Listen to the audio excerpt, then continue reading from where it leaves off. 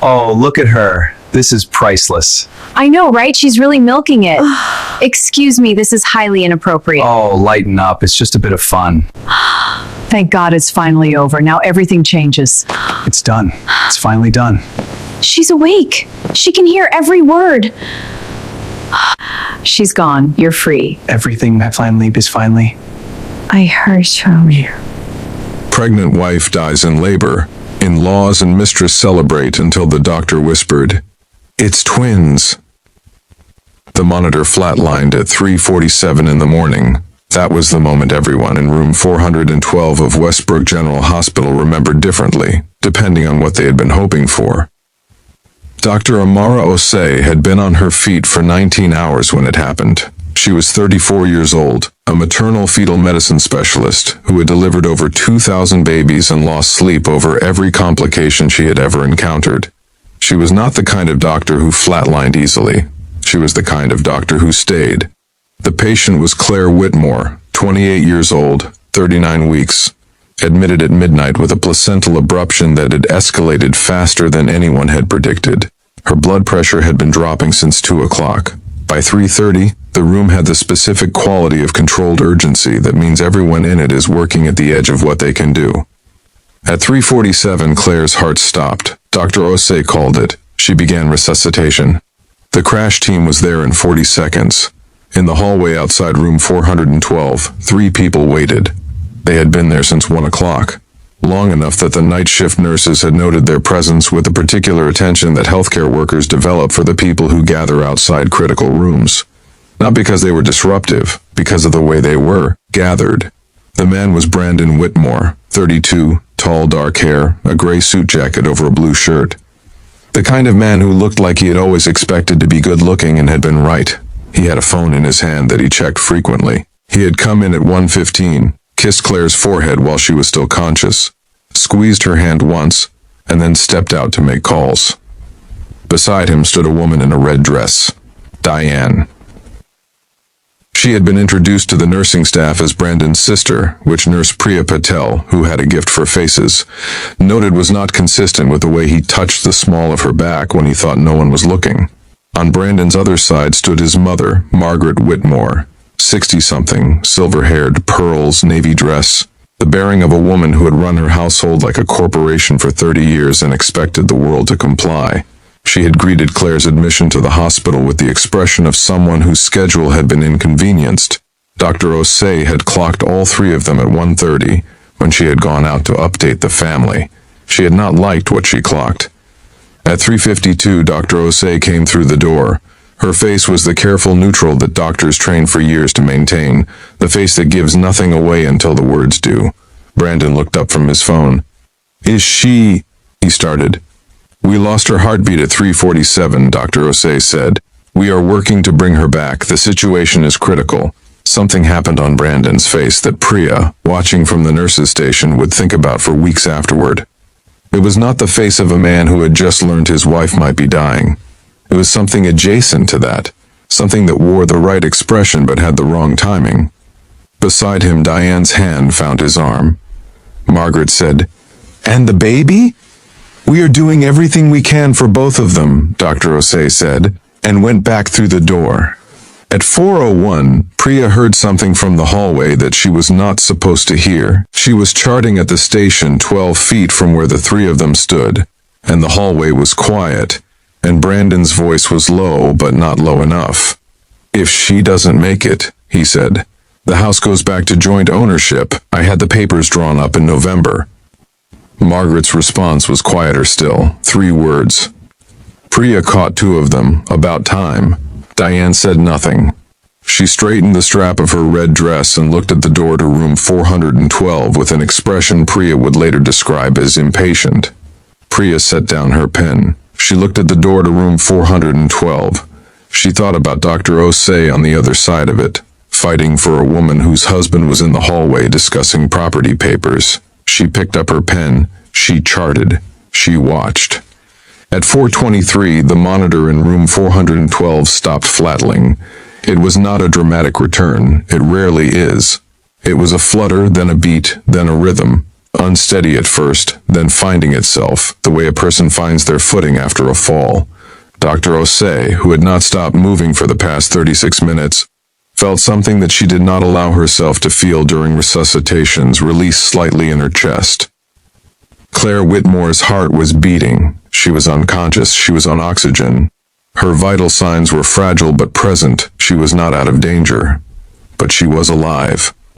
Dr. Osei stood at the bedside for a moment, looking at the monitor, at the woman in the bed with the oxygen mask over her face and the dark hair spread on the pillow. 28 years old, someone's wife, someone's daughter.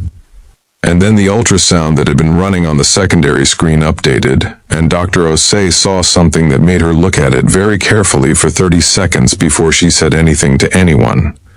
She called Priya in. Priya looked at the screen, then at Dr. Osei, then at the screen again.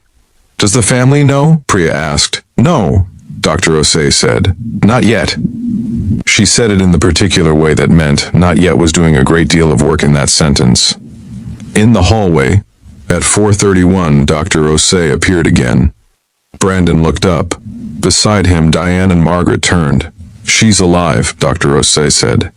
The silence that followed was one of the most revealing silences Priya had ever witnessed. It lasted perhaps 2 seconds.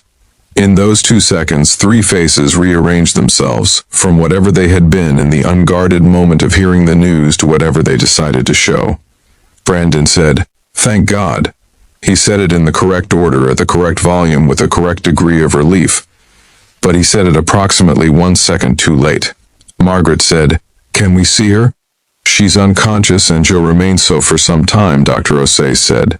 "She needs complete rest. The situation is still very delicate."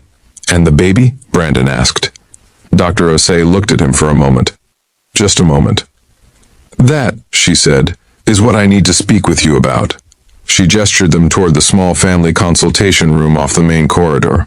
A room with chairs and a box of tissues and a round table and nothing on the walls. The room where doctors take families for conversations that need to happen sitting down. All 3 of them followed. Priya did not follow. She was not invited.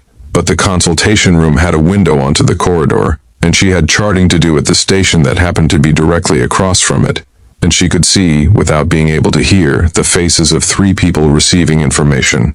She watched Brandon's face. She watched Diane's hand grip the strap of her red purse. She watched Margaret's pearl necklace move as she swallowed. Whatever Dr. Osei was telling them, it was not what they had expected. What Dr. Osei told them was this: Claire Whitmore had not been carrying 1 baby. She had been carrying 2.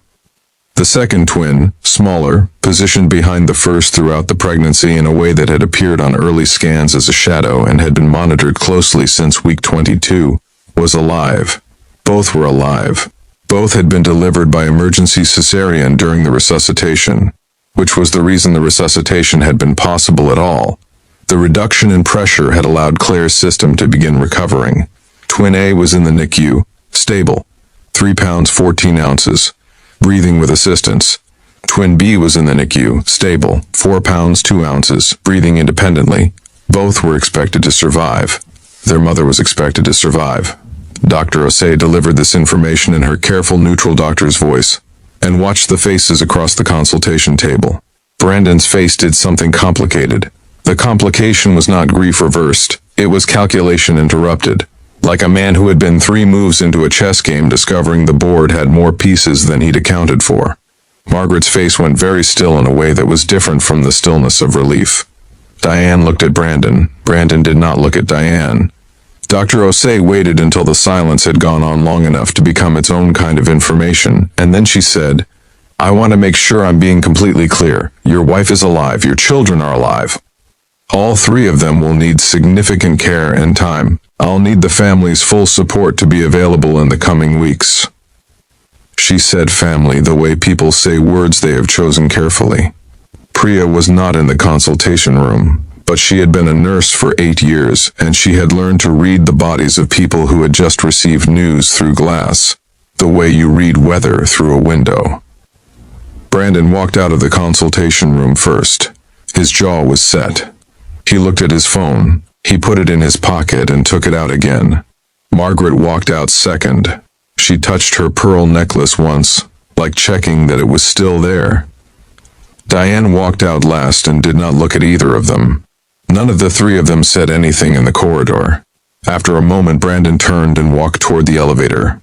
Not toward room 412, toward the elevator. Priya watched him go. Then she went to room 412 and stood at the door and looked in at the woman in the bed. The oxygen mask, the monitor with its steady rhythm, the two empty bassinets that would be filled when the twins were strong enough to leave the NICU, and thought about the way things sometimes arrange themselves, not neatly, not without cost, but into something that holds. Claire Whitmore regained full consciousness 41 hours after her heart had stopped. She did not know, in those first moments, about any of it. She did not know she had been unconscious for nearly 2 days. She did not know her heart had stopped. She did not know about the twins, who were in the NICU 2 floors up, getting stronger by the hour. What she knew, in the first minute, was that Dr. Osei was sitting beside her bed. Not standing, sitting, which Claire would later say was the thing that told her everything was okay before any words were spoken. Because doctors who sit beside beds are not delivering catastrophe, they are staying. "There are some things I need to tell you," Dr. Osei said. "I'm going to tell you everything, and I'm going to be with you while I do." She was. The twins' names came later. That was Claire's to decide, and she took her time. She asked to see them before she named them, which the NICU team arranged with a wheelchair, and more care than strictly necessary because Priya had made certain requests on Claire's behalf that the team had honored without needing to know all of the reasons. The first time Claire held both of them, one in each arm, in the NICU's soft light, with Dr. Osei nearby and Priya at the door. She did not say anything for a long time. She just looked at them. At their faces, which were red and small and alive and entirely themselves. "They were both there the whole time," she said eventually. "The whole time. The whole time," Dr. Osei confirmed. Claire looked at her daughters. "No one knew," she said. "I knew," Dr. Osei said. "From week 22, I was watching both of them every appointment." Claire was quiet for a moment. "What happened to my husband?" she asked. She asked it the way people ask questions whose answers they have already partly assembled. Dr. Osei was careful. She was honest.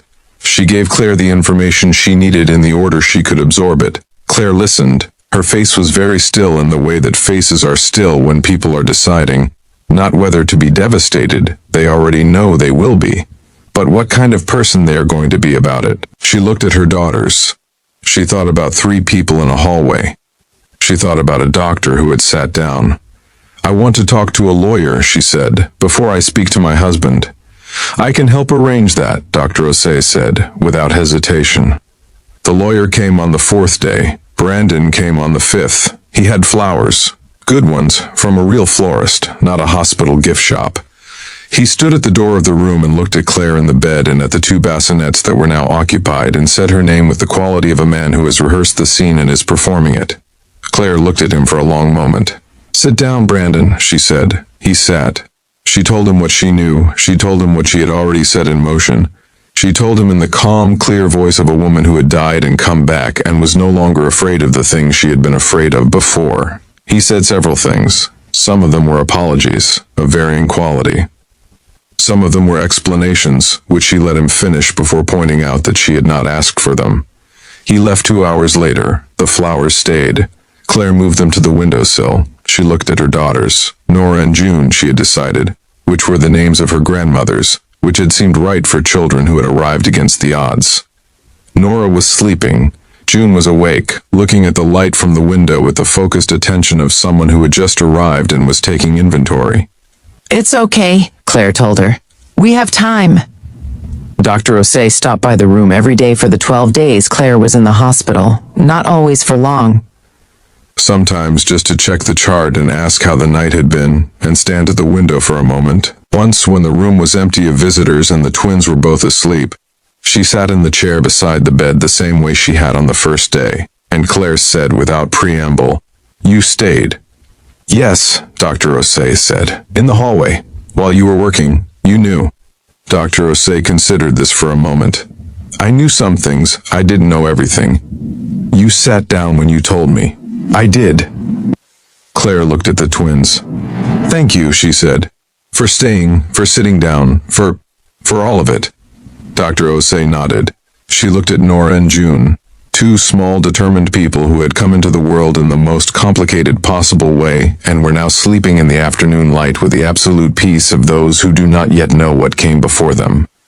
They're going to be something, Dr. Osei said. I know, Claire said. I think they already are. Some rooms go quiet at the wrong time, but the monitors keep running, and the people who stay are the ones who matter. And sometimes what everyone assumed was the end turns out to be the most complicated possible beginning. The end.